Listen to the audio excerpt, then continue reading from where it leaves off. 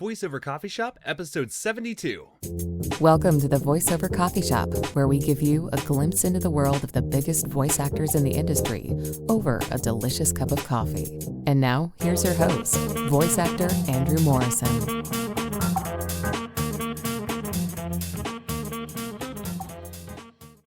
Hi there, my name is Andrew Morrison, and welcome to the Voiceover Coffee Shop, where we start our day with some of the finest names in voiceover. If you'd like to get to know more about me, feel free to check out my website at andrewdmorrison.com. In this episode, we have the amazing Mandy Fisher, or you may know her as Astoria Redhead from her TikTok alias. Mandy is an amazing voiceover talent and coach, as well as the founder of the Voice Actor Roadmap. In addition to building herself an incredibly successful business in the voiceover industry, she has made it her mission to provide resources and battle against a sea of misinformation in the voiceover industry. In this episode, you're going to hear us chat about curating client experiences, the VO side of TikTok, and using social media to find work. So how are you doing today, Mandy? I'm good. It's nice to start off the day where you don't get like urgent emails and things are just kind of like nice and nothing unexpected has happened so far. I mean, so far it's only 10 o'clock, but so far so good. Do you get a lot of urgent stuff first thing in the morning? Sometimes, yeah, I would say at least once or twice a week. Because people are hitting me up from all different time zones, and sometimes, you get that request in the middle of the night and wake up and it's the first thing you see, like, ASAP. Hey, we need this within 2 hours, and you got it at like 2 o'clock in the morning. Yeah. Exactly. I try to have some boundaries now. In my old age, I try to, instill some boundaries there. But yeah, I would say once or twice a week, there's always a day where you got some urgent stuff that's come in that you have to pay, attention to first thing in the morning. Yeah. Well, how do you start your day? How do you take your coffee in the morning? I take several cups of coffee in the morning. The first thing I do is I have a shot of espresso, sometimes two, depending on how I feel. But I wake up pretty early. I get up around 4:30, 5 o'clock every day. And I have my espresso, and then I'll go about my morning routine. And then around like 7:30, I'll have a latte and then probably an iced coffee or two throughout the day.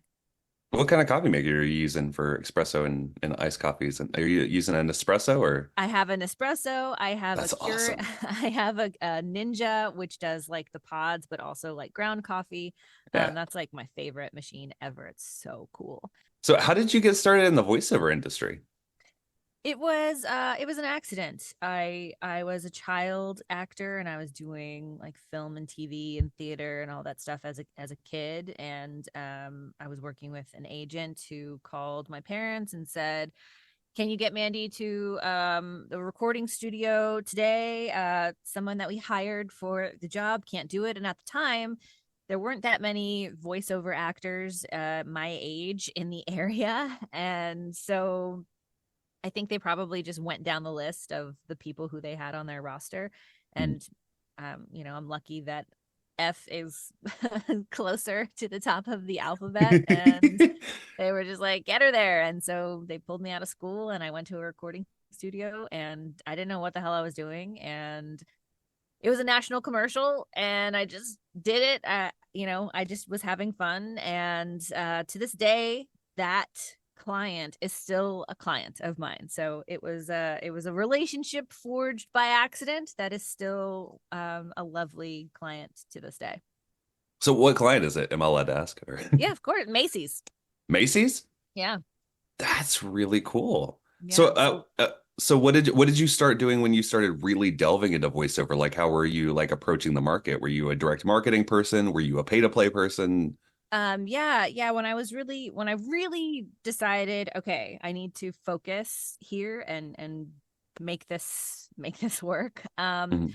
I was always relying on agents. But in the beginning of my career, I was a strictly one agent gal. I didn't really understand that it was expected as a voiceover actor to freelance with multiple and in different markets and that kind of thing. Because growing up, you signed across the board. You had one agent. That's just how I knew the game to be. And once I kind of discovered that, I was relying heavily solely on agents for a while, and then realized that I was cutting myself off by not doing direct marketing. I've played around on pay to plays like for the free versions, and I've used a couple of paid, some of the smaller pay to plays, but I've never done the voice 123 or voices, or I don't love that business model, and I don't love, especially since the pandemic, the way things have changed and how some of the stuff has come about. So I'm not a pay to play gal, but I do enjoy direct marketing, and I do use my agents, and I love social media, and I love to connect with other actors. So I rely on those things. Gotcha. So I was actually watching some of your social media content on TikTok, and you recently you were talking about the sales process getting old and how you're currently finding new ways to kind of curate experiences for Yeah. potential clients. So what are some recent ways that you have found ways to curate those experiences? Yeah, I mean, so I think the industry has changed so much. I mean, even in the last year, what worked last year doesn't necessarily work this year. And some of those traditional ways of reaching out to people just doesn't, I find for me personally, just doesn't seem to land anymore, because people are over it and they're just tired of having the same conversations. And so usually the way I approach a new client is I will create something for them. Like it's low hanging fruit for me. It's very minimal effort for me to create something, because I do it all the time. So Right. I'll give them something custom, or maybe they've put out a social media video on their website that doesn't have a voiceover. So I'll take that, I'll go to their website, write some copy, and give them a quick video, something that they can actually use and see how I work, give them something that is this experience, is what voiceover is, and what I can do for them. So I try to show them it's not just voiceover, but I can also write copy. I can do this. I can help you create a marketing experience, for lack of better words, and in this one woman show. So I've been doing that, and that seems to be really rocking people's brains, because it's unexpected. They don't expect a first touch email to have a deliverable. And yeah, I think that's been cool so far. How time consuming is that?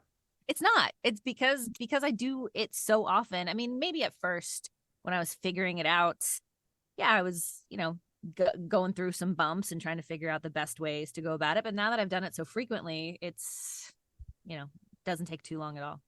So what are those sales processes that you think are getting old and are no longer relevant like last year? Like what are those conversations that you're talking about that we're having over and over that they're getting tired of? I think the things that people say are the traditional ways of reaching out to people, with these emails that have, make a connection with somebody. I don't think people care anymore if you have dogs and they're both named Spot, like, or if your grandfathers went to the same college, like, people don't care about that making a connection stuff anymore, because they're over it and they just want to make their job, their life, their thing that they're doing simpler, easier, faster, better.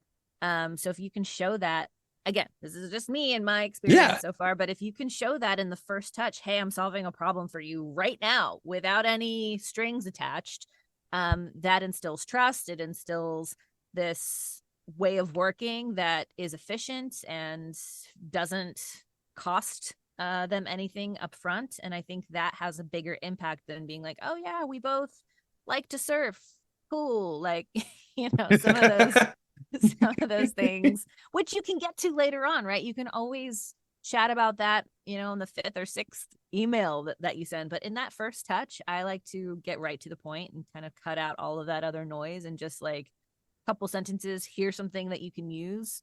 And that has gotten me a lot more response recently than, some of those other longer emails where we're getting into our life stories. Gotcha. And speaking of email marketing, when I sent you the Zoom link, I noticed that your signature said typed on tiny aluminosylate glass. Does that have like some story behind of it? I'm really curious. That's my phone signature. So I'm typing on tiny aluminoscillate glass on my phone, and there's Okay, probably gotcha. a lot of problems and errors that's going to happen from doing that. So try not to judge me too harshly. So at one point did you start incorporating social media into your marketing? Um, I guess you're referring to TikTok probably because that's Well, where I spent TikTok and my Instagram. I mean, you time. are very prominent on TikTok, but I didn't know if it started in another platform and then eventually just branched off into TikTok. I mean, I think I've been an Instagram user since inception, but it's never really been something that I've thought too much about in Hmm. terms of using in my marketing. I think for a while I was posting work, but I realized that most of the engagement I was getting was from like other actors in this, Right.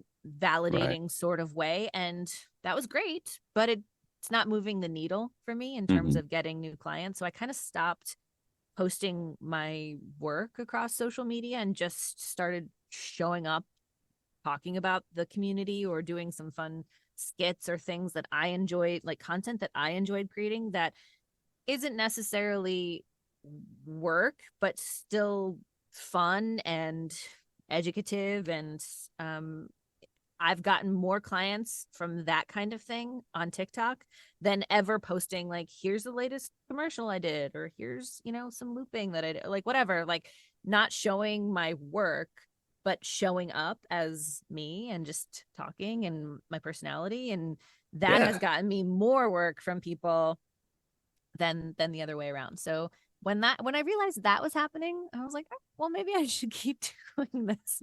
Maybe I should keep showing up and see what happens.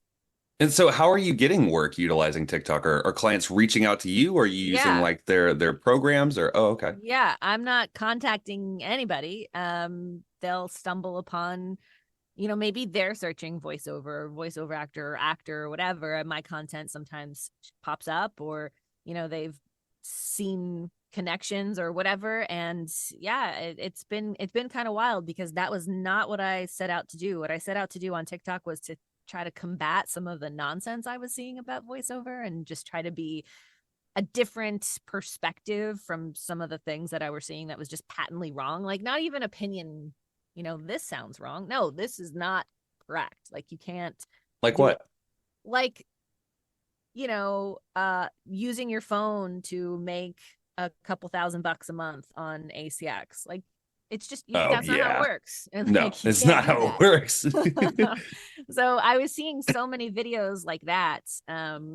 Or like, hey, you can make crazy money just by going on voices, but they neglect to, show you. Yes, of course, there's a possibility to make money, but some of these clickbaity videos were just all you have to do is speak English and that's it. And Right. trying to educate people like, well, the name of the game is voice acting. Like you're a voice actor. It's kind of important to be able to be an actor in these scenarios. So really content on TikTok was born out of anger and vengeance. But now it's just I try to talk about my experiences and have a little bit of fun. And people have contacted me, producers and some casting directors have been like, well, we like your personality and you and what you say, and presumably you're able to do some other stuff because you're a working actor, so do you want to try working together? And boom, there you go.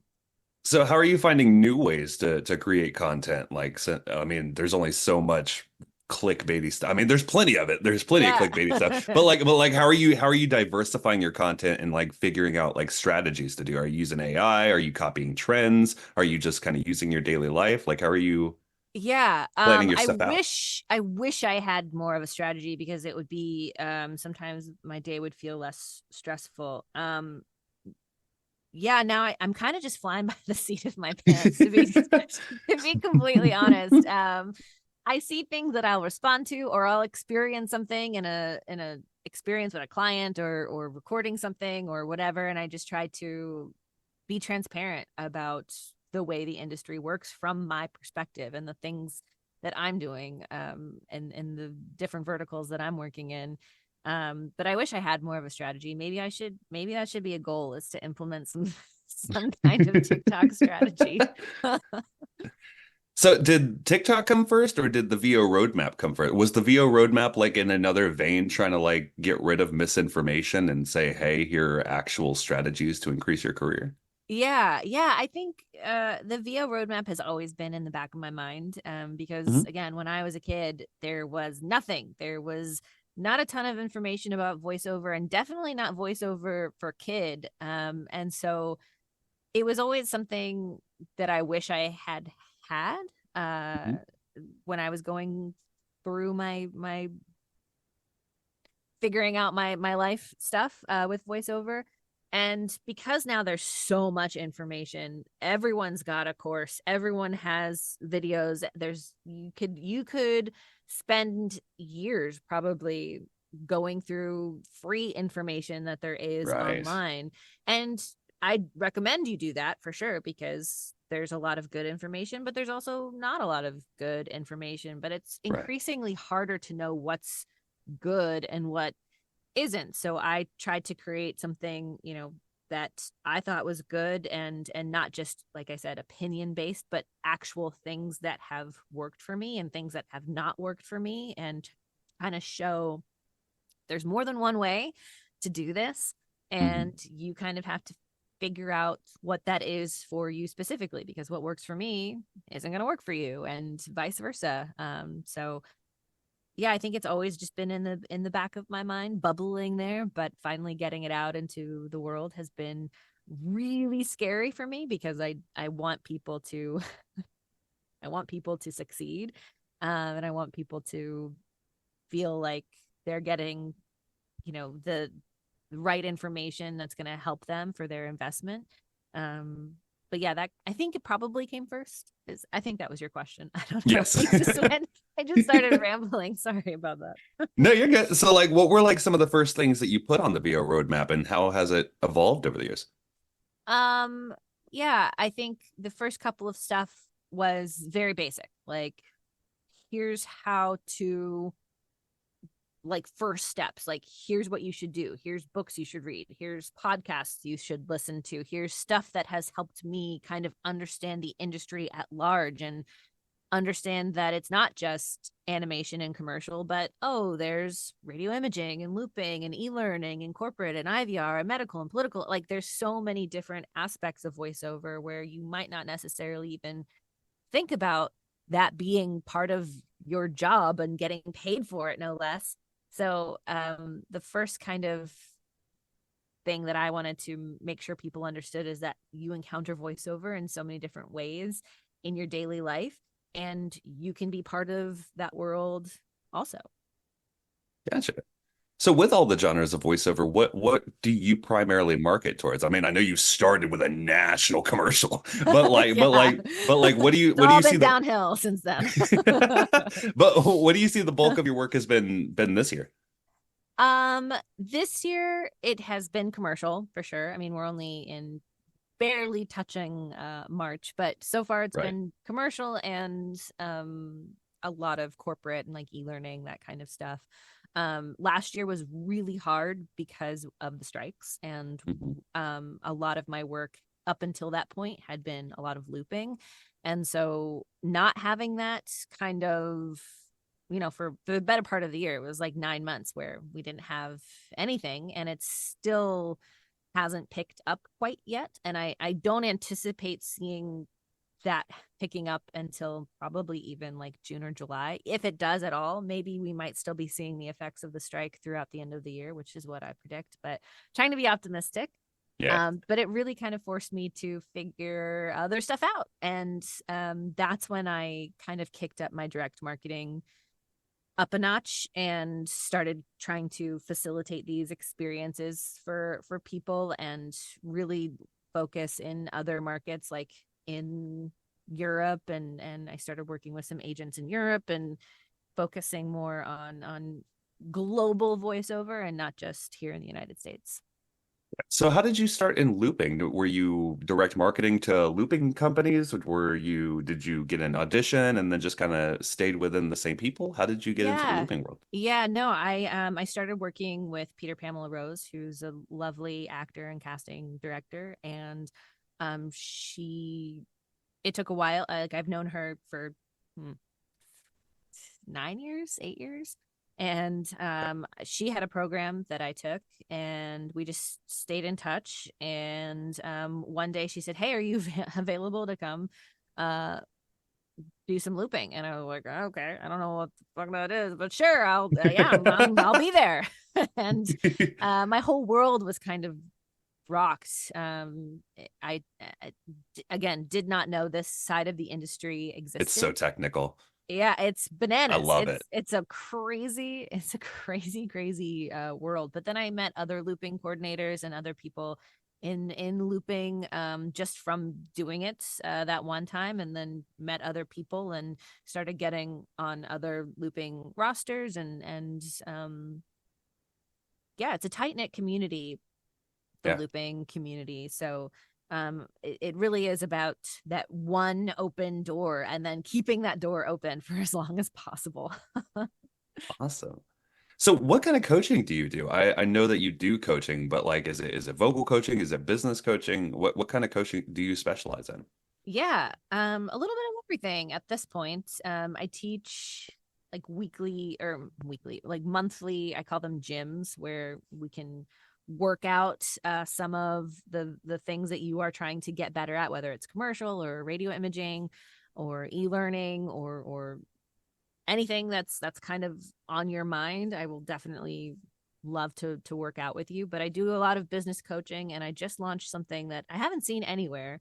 But I was starting having conversations with actors, starting to realize that there was this gap where people who aren't working with agents don't necessarily know how to work with agents until they're working with agents. And sometimes those little nuances, labeling correctly, following directions, slating where you're supposed to, getting things in by the deadline, because you're so focused being the actor and doing well in the audition, that some of those other things slip through the cracks. And if you don't follow those directions, or you don't label correctly, one of two things will happen. Either the agent will email you back and say, "Hey, fix this," and that ticks people off and wastes people's time, or they Yeah. just won't send it to casting.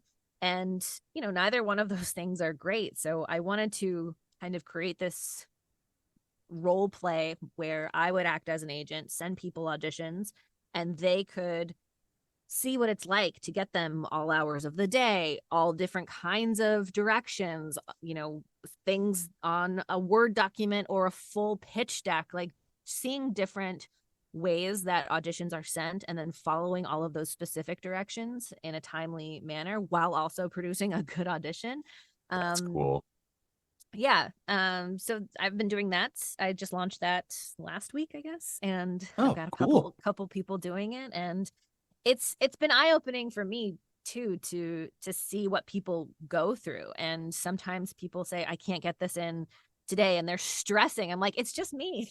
Like, you get to make all the mistakes, and try out all the things and figure out all the things with me and in this safe space. But it's good for them to understand auditions don't have a schedule. Like, they come in all the time, and you have to figure out, if you have another job, a full-time job, a part-time job, kids, family, a Mhm. life outside of voiceover, how you're going to work that in and fit that in. And you don't know until you know. But now I've created this, I call it the audition experience, so that you can kind of do a test run and see Mhm. how that incorporates into your life. Are you also replicating the experience of getting the same audition from multiple agents? No, I don't do that, because to me, you shouldn't be. Like, if you're working with more than one agent, you really shouldn't have a ton of overlap. Maybe like once in a blue moon I do, and I work with 9 different agents. So Mm, it's very rare when I get overlap. And if you are getting a ton of overlap, that's something that you should probably figure out, because yeah. that's not really, you're not taking advantage of the agent in the way that you should, and they're not utilizing you in the way that you should. So if you're getting a ton of overlap, I say maybe that's a relationship you should re-examine.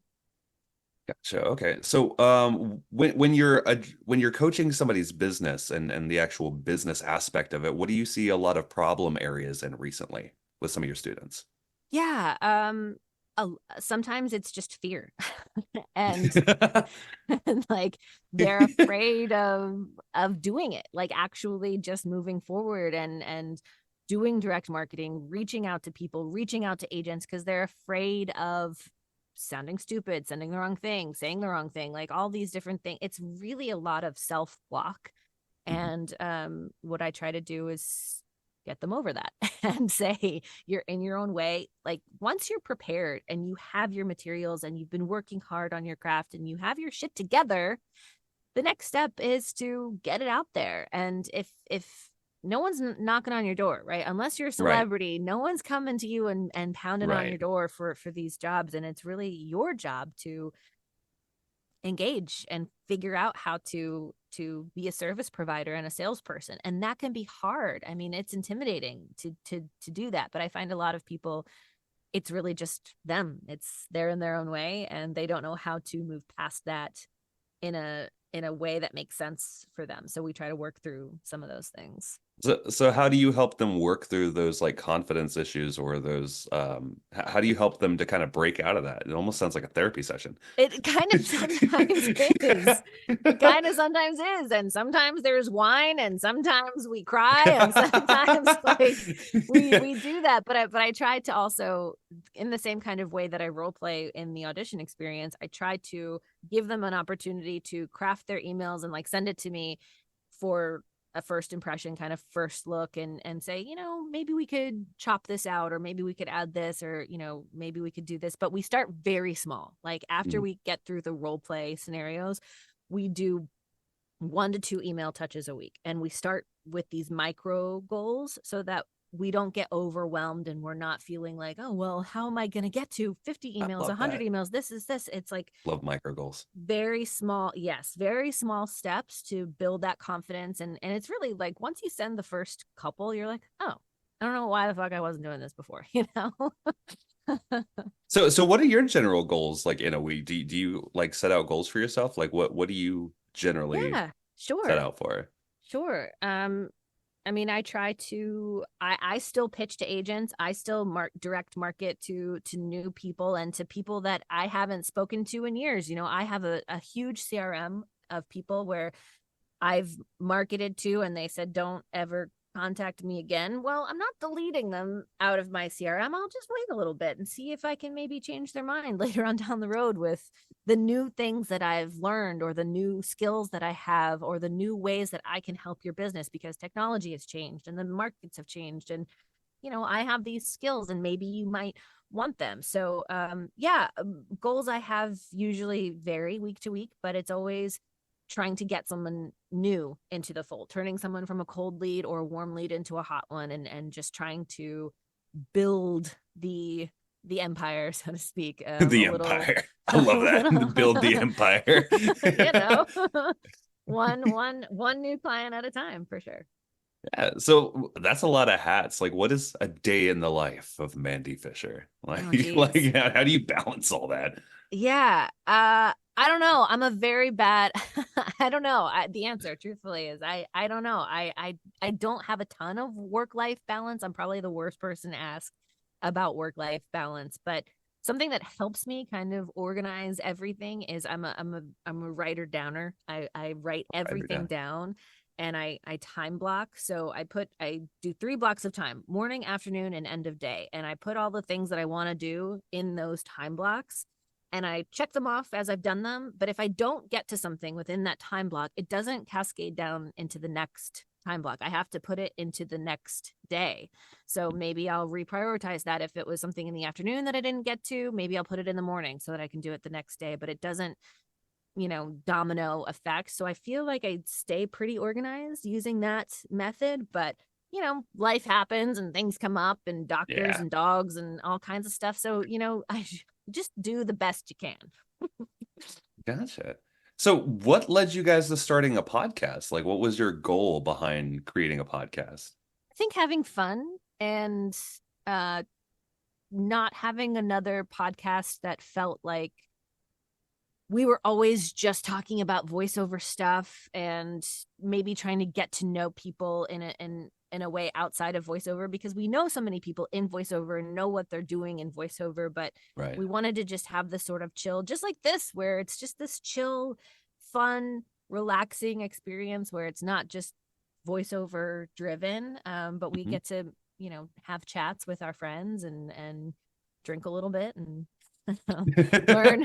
learn some useless facts every now and then. So what do you do for fun? Like, how do you recharge your batteries outside of the booth? I know you just said you don't have work-life balance, but like, but the few times that you do, what are things that you enjoy doing that like get you out of your booth, Yeah. other than drinking, of Other course? than drinking, Like, yeah, right.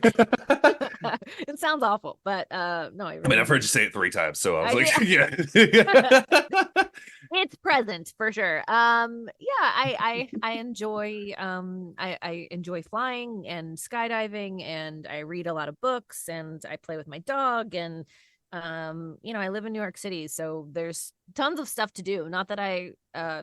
do a ton of stuff, but I like to go see shows, and I like to uh, go to new restaurants, because there's always a new restaurant, or there's always some cool thing happening in a bar, like randomly Yeah. walk in and there's I music love or New a York comedy, bars. or like you never know. So I enjoy, doing some exploration here and there.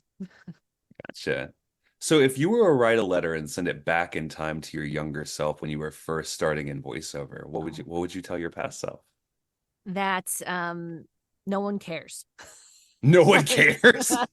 yeah, No one like cares about what? about anything. Like, stop caring so much about what other people think. That's what I mean. Okay. Okay. Like, Yeah. no Yeah. Yeah. one Yeah. cares. Like, nobody cares. Just have fun and try things, and don't be so afraid, and don't limit yourself, and get out of your own way, what I tell my students, and don't do things too early. Don't rush the learning phase, because you only get to be new once, and you only get to be in this phase where you don't know what you don't know one time. And when you rush Right. that, I've always been a rusher. I've always, like, I graduated high school early, I graduated college early. I've always been Mhm. rushing to the next step. And for what? Like, I wish I could go back to college. I wish I could take the time to really luxuriate in learning. So I would tell myself to slow down, baby cakes, and just enjoy the learning phases, and ask more questions, and stop being afraid, because nobody cares.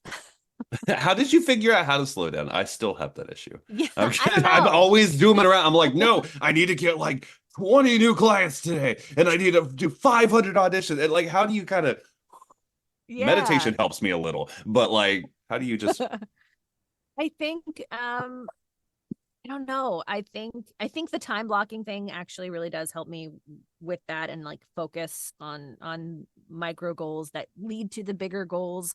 I started creating vision boards, and I have them like all over now, where I'm like, okay, does this, what I'm trying to do right now, does this lead to the goal that I have here right in front of my face? Does it lead to this? Is it something that's just for fun?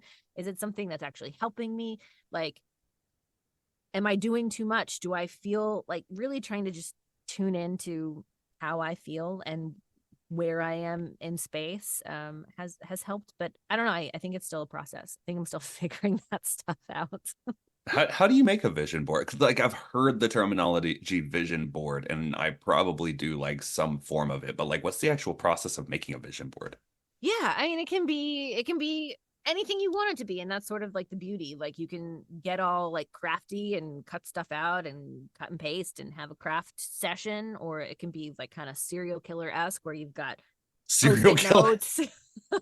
Oh, I thought you were like cutting out magazines of like the words that you Well, were yeah, you could do that. Like, God bless. Like, you do like a ransom whatever, note.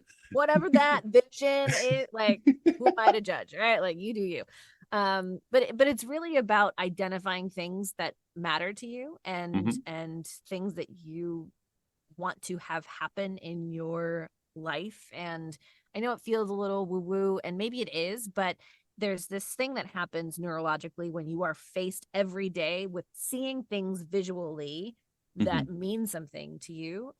It really Right. helps you focus, and it helps you understand goals in a new way, and it helps you create smart goals, and goals that are smaller that lead to the bigger one. So you never feel like you're failing or that you're stuck because you're always accomplishing something, even if it's small. I don't Oh, care I if love it's that. the tiniest thing.